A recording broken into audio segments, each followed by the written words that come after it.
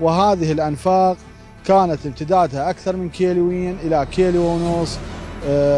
4 أنفاق، نفق يبدي من الحراريات باتجاه الفلوجة إلى أن يدخل داخل الفلوجة. النفق الثاني من الحراريات يتجه باتجاه قرية جميلة، يدخل داخل قرية جميلة، يتيح للمسلحين، يتيح للدواعش الحركة به حتى لا تشوفهم الطيارات، حتى يتحركون براحتهم. وهذا النفق امتداده أكثر من كيلو ونص.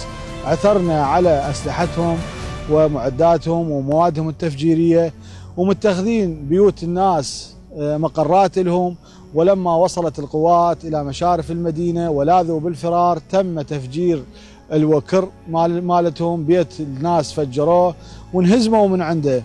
فاحنا ان شاء الله الآن مع مساعدة الهندسة يتم رفع العبوات وتنظيف الشوارع وتنظيف البيوت.